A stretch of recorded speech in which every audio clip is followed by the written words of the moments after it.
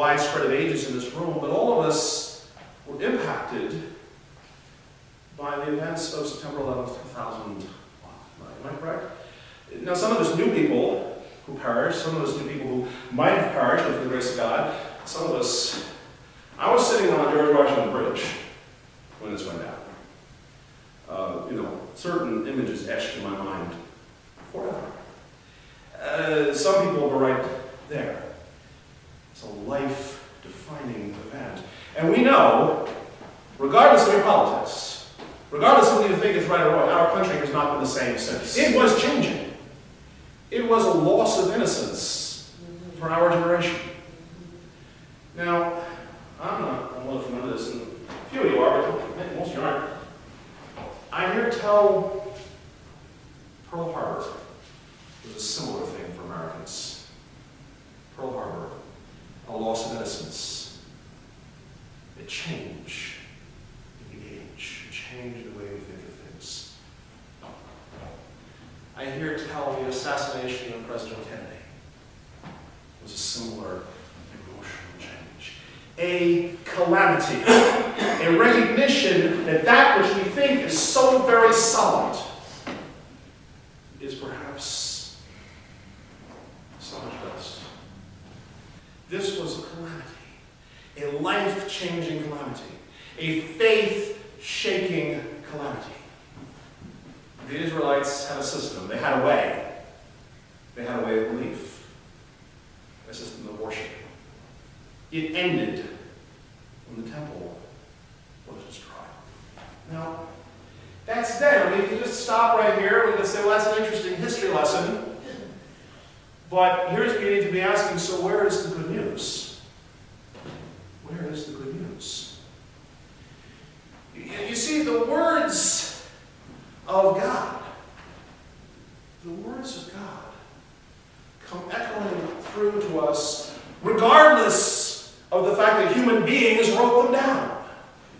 As a matter of fact, I'll go so far as to say the fact that the Bible was written down by sinful human beings, the fact that people are still arguing to this day over what belongs in the Bible and what doesn't make it weaker. It makes it stronger.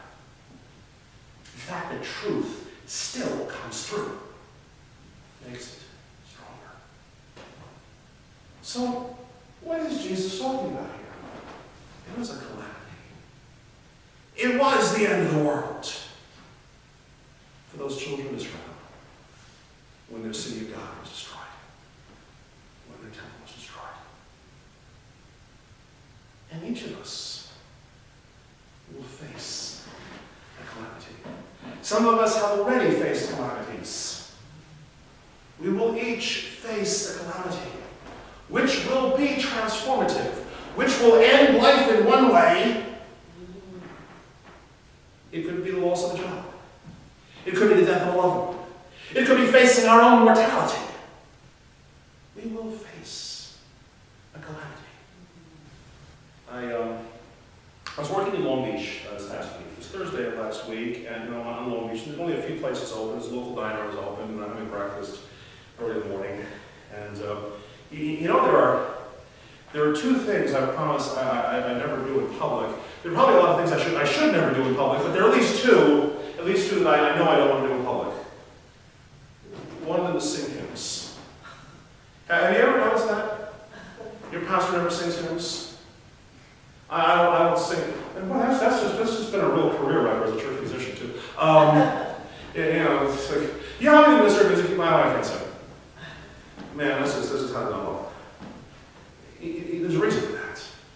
So this is confession. If you get to know maybe a little too much information, but preachers tend to be about vulnerability. So, at least this one is. I don't sing hymns in public. Not because I have a miserable sounding voice, which is probably true, but that's irrelevant. I don't sing hymns in public because I would not be able to get through even a single verse without breaking down tears. Well, the other thing I should never do in public is read the paper. I should never read the paper in public because a very similar phenomenon. But I'm in this diner, and the first thing that happens in the diner is that the coffee is bad. That may not qualify as a calamity in the same way I used to use the word, but the coffee was bad, and I'm trying to not be the green, mean, grouchy person I can become if the coffee is bad. So I pick up the newspaper to distract myself from the bad coffee, and I start reading it, and there on the second page is an article I don't want to read. Well, I want to read it, I don't want to read it, so I go on and read something else, and I read something else, and I read something else, and I eventually come back around the other side and I read this article I didn't want to read. So I'm reading this paper, and I'm reading this story. And I read a story about a family, mother and father, 2 children, they have 2 boys, they're 10 and 6. They're down in Queens, in a kind of poor neighborhood. Or at least, let's say a working class neighborhood. A working class neighborhood. And the house is located right on the main drag. Buses and trucks and things going by. And it's evening. It's evening, and the boys have had supper. They're getting ready to go to school. They don't have a lot of money. It's a very small place. There's only 1 room for 2 boys. And they're young, they're sharing a room, and they're packing up their books and chatting or whatever. And as this is happening, right outside, just 100 yards away or so, there's a man who is apparently very, very inebriated. Just stone-faced drunk. And he either doesn't hear, doesn't see, or simply doesn't care that he has just walked out in front of the bus. The bus driver blares on the horn. It's a multi-lane road. There's traffic on the side of him. The man is oblivious. He's not going to be able to stop. He takes a chance. He swerves. But he can't swerve left because he's swerving oncoming traffic. He swerves right. Unfortunately, he puts one of the drive wheels of the bus up on the curb. Loses control of the bus. The bus jumps up on the lawn. The bus impacts this house where the aforementioned little boys are getting ready to go to sleep. The reporter interviewed the 10-year-old boy. Got from the 10-year-old boy that the boy looked out the window and screamed at his brother, "There's a bus coming through our window." Now, at the age of 46, I don't know what I make of that. At the age of 6, I doubt very much I'd think a whole lot about that. And then the wall exploded. And the house fell on the 6-year-old boy. And the father and the 10-year-old are climbing through the rubble, and they're trying to extricate the child. And the child is pronounced dead.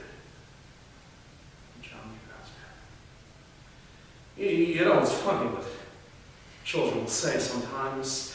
They interview the 10-year-old brother, and he talks about how he lost his best friend, and he said, "I wish the bus had never been invented. I wish the bus had never been invented. If the bus were never invented, then I would still have my best friend." Sometimes it's only children who speak the truth. Now, that's a calamity. And at that particular moment, I became one of those people, maybe you know people like this, people who are actually looking for the end of the world.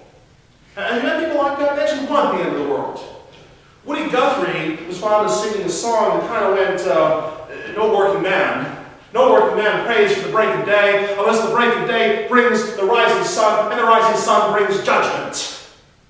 I became one of those people. I read this story, and it transformed the rest of my day. I should never read the paper in public.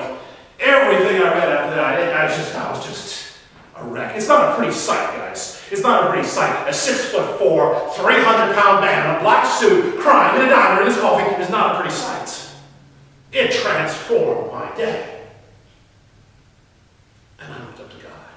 And I said, "When are you going to bring this insanity to an end?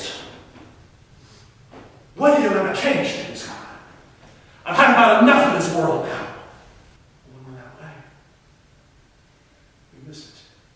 You see, right about now, we should be saying, "For God's sake, where is the good news?" And the good news, you see, is right there. The good news is right there, verse 28. When these things happen, begin to take place. Stand up, lift up your head, for your redemption is near. Redemption. Now, it's a funny kind of word, redemption. Polytrosis. Polytrosis is quite Greek. It's the only time that word appears, by the way, in all the Gospels. You know how extraordinary that is? We're constantly talking about redemption. It appears once. It appears once. By the way, that word for generations, the one that I'm not going to talk about, is genea in Greek. That appears 37 times in the New Testament.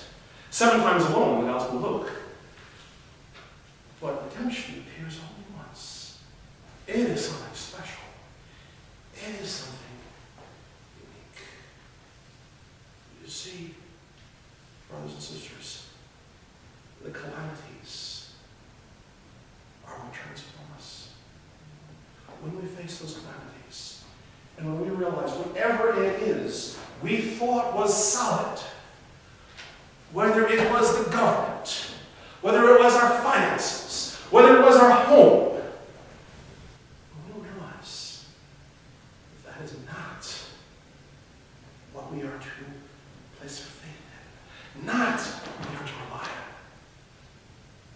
When we go through those experiences, if we are watching, if we are prepared, then we will discover therein is our redemption. We're in Advent, I mentioned earlier. We're in Advent, and you know what Advent means, right? What does Advent mean? Advent. When you guys go to church speak, what does Advent mean? Well, Advent means Advent. Oh, I'll just tell you what Advent means. It means that Santa Claus is coming to town soon. It means jingle bells, Rudolph, frosty presents, eggnog. It's Christmas, everybody. Oh, pretty soon, oh my goodness, we're going to be jingle belling down Main Street, seated next to Miss Fanny Bright. It is Christmas time, everybody. And what does Christmas time mean? This is a translation of the Bible by a fellow named Edward Peterson. It is a surprisingly accurate, I can't even say language, modern lingo translation. It's not good to have ministry jealousy, but I wish I wrote this. This is verse 34. But be on your guard. Be on your guard. Don't let the sharp edge of your expectation, what are we expecting? We're expecting a redemption. Don't let the sharp edge of your expectation get dulled. This could be talking to me right now. Could be talking, maybe it's talking to you, maybe not, but I know it's talking to me. Don't let the sharp edge of your expectation get dulled by parties and drinking and shopping. Otherwise, that day is going to take you by complete surprise, spring on you suddenly like a trap, for it's going to come on everyone at once. How do we celebrate this? Advent, by the way, means drawing near, coming near. It comes from Latin, adventus. Drawing near. How do we celebrate Advent? I don't know, it occurs to me we celebrate Advent with parties. Maybe you don't do this, but drinking. If I ever get any money, I spend it all in the shop. You may not, but I suspect you probably do. These one of all those things. And here we are expecting, supposedly waiting with this sharp edge of expectation, and we allow ourselves to be dulled by it. We allow ourselves to be dulled. And our precious Lord gives us a warning. You want to see your redemption. You're gonna see the calamity. Notice that this is gonna come upon everyone, everywhere. It's not selective. It's not for the bad people. It's not a hell thing, folks. It's gonna come upon everyone. It could be your life. It could be your death. It could be anything in between, but it's gonna come upon everyone. What you want to watch out for is your redemption, because you might just miss it. You might just miss it in the process of the partying and the drinking and the eating and You see, brothers and sisters, the ways that Jesus teaches, we have only just begun to discuss how completely radical the ways that Jesus are. Did you notice that Jesus doesn't say, well, all right, everybody, watch out for total drunken debauchery, child pornography, and outright graft? He doesn't say that. He uses things that we're all very familiar with. Things we think are good. Things we like. Don't let that. He doesn't even say don't do it. He just says don't let it dull your expectations. You see, folks, I said this last week, and I just keep saying it. It would be great if the devil, if the evil one, looked like the devil. Wouldn't that be so cool? Got horns, tail, red suit. He doesn't. The devil looks like he desires. The devil looks like his selfishness. That's why he's so insidious. The good news, brothers and sisters, the good news last. God hates nothing that God's made. God is filled with grace. God loves his whole creation. The opportunity continues to go out. The opportunity is there for the taking.